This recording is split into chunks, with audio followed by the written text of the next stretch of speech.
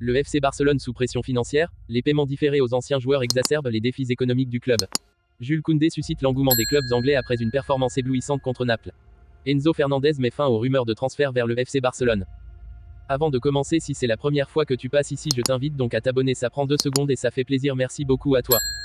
Le FC Barcelone fait toujours jouer ses anciens joueurs, ce qui représente une part importante de sa structure salariale actuelle. Dans le sillage des défis financiers auxquels le FC Barcelone est confronté, le club doit encore indemniser plusieurs anciens joueurs, dont les légendes du football Lionel Messi, Sergio Busquets et Jordi Alba. Malgré leur départ, ces joueurs continuent de recevoir des paiements du club catalan en raison des reports de salaire négociés au plus fort de la pandémie de Covid-19. Cette situation a encore aggravé la pression financière déjà considérable qui pèse sur le FC Barcelone.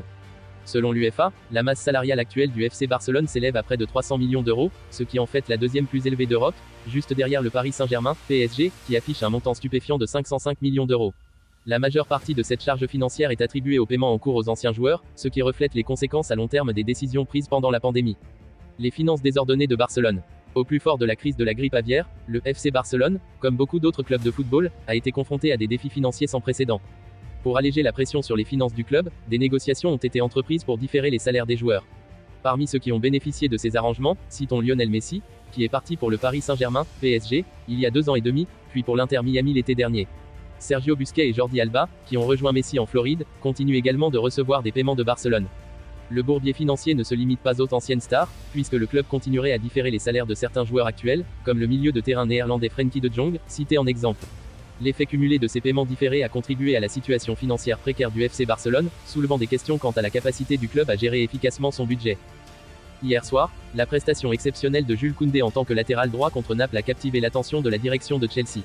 Sa brillante performance face à KHV Kvaratskhelia a souligné sa polyvalence, rappelant les prouesses qu'il a démontrées lors de la Coupe du Monde 2022 au Qatar. Malgré son rôle inhabituel, Koundé a brillé, montrant une capacité à exceller même dans des positions qui ne lui sont pas naturelles. Après 2 années au FC Barcelone, des rumeurs suggèrent qu'il pourrait envisager un départ cet été, le club catalan étant ouvert à son transfert pour des raisons financières. Les prétendants pour le talentueux défenseur ne manquent pas. Selon Mundo Deportivo, Chelsea aurait non seulement supervisé Koundé lors du dernier match, mais aurait également renouvelé un intérêt déjà manifesté il y a 2 ans, lorsque les Blues étaient en concurrence avec le Barça pour son recrutement. Cependant, Chelsea n'est pas seul dans la course, car Arsenal et Newcastle auraient également l'intention de se positionner sur le dossier lors du prochain mercato estival. Malgré l'intérêt croissant des clubs anglais, Koundé semble ne pas être pressé de quitter le Barça, du moins pas cet été.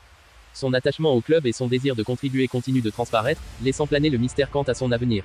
L'affaire promet d'être l'un des sujets brûlants des prochaines semaines, avec les négociations et les spéculations qui ne manqueront pas de susciter l'excitation des amateurs de football.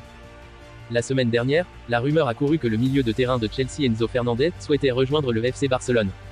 Cette rumeur survient après 12 mois plutôt décevants au sein du club de Première Ligue pour Fernandez, qui avait rejoint le club après avoir remporté la Coupe du Monde avec l'Argentine en décembre 2022.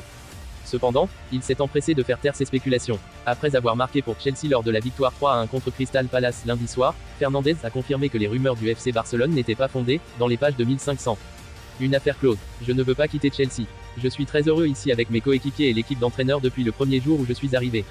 Les gens du club me traitent très bien, j'en suis reconnaissant. Je resterai ici jusqu'à ce qu'ils veuillent que je parte. Je ne sais pas d'où viennent ces rumeurs, elles sont apparues sur les réseaux sociaux. Je les dément totalement. Le fait est que même si Fernandez voulait rejoindre Barcelone, un accord aurait été pratiquement impossible, en raison des exigences probables de Chelsea et des problèmes financiers persistants du club catalan. On peut donc dire que cette affaire est close.